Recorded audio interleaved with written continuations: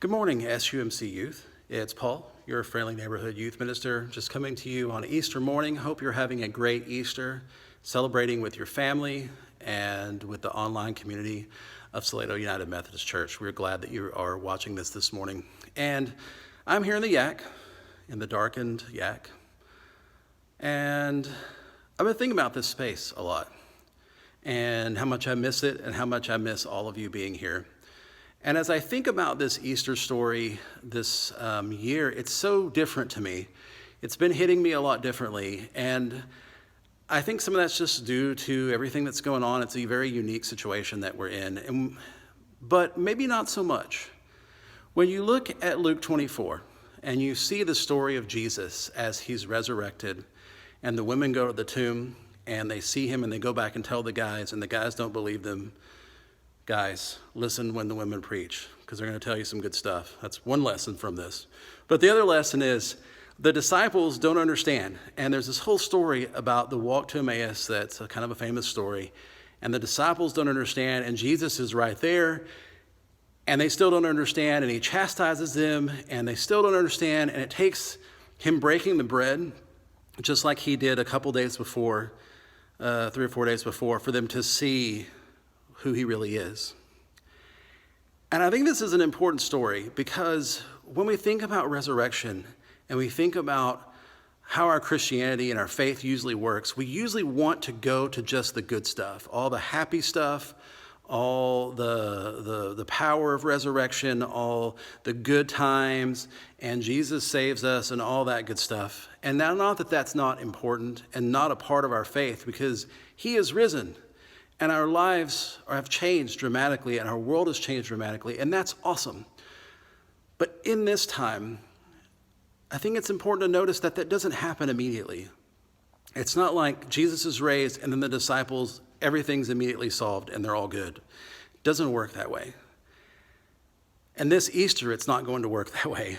We don't have this chance to be together.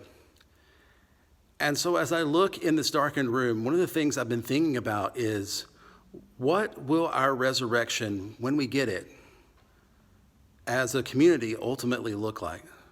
On that day, when I walk in here and I can do this, knowing that this room is going to fill with youth and life will return and all the laughter will be here and the food will be here and the worship will be here and the insights that God gives us will be here, how is that going to look different?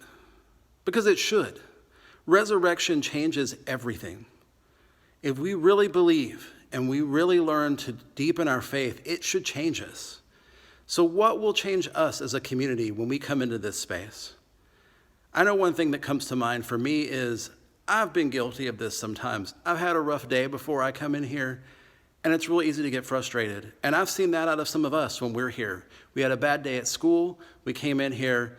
Sometimes we take it out on each other. And that's something that I hope that when we come back to this space, we'll never take it for granted again. That we will have that moment of resurrection of our community in person, and we will never forget what it was like to not have it, and we'll understand just how great it is. I know I will, and I hope that you can too. And the other thing to think about is, what's different for our overall society? What will be different for us when we go back to school and we're around people again?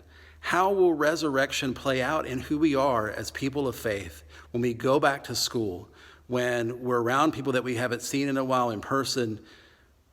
Will we have that moment of joy, and then eventually it will just become like every other day and we'll go back to being the same old people? That's not what Jesus came to do. Jesus came to make us new. And I hope that you and I and our church and our community and our world will take this advantage that we've had to pause a little bit, take advantage of it, and really consider in this time of darkness, what does resurrection mean to us? How do I live out the incarnate Christ in my life? What will be different about me when we get that resurrection? Will I be like the disciples, still hidden in darkness, not understanding? Or will I wise up in the faith? Will I learn from Jesus, as Jesus chastises the disciples in the passage? If you read it, he kind of calls them dumb. Will I be able to sort of catch what's going on and really learn to deepen my faith?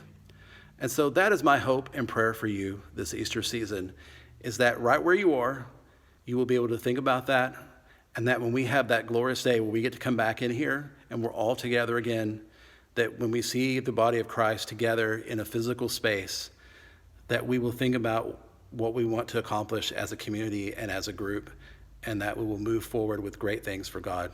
Thank you for watching this morning. Love all of you, praying for all of you. We will see you all in person soon. Bye.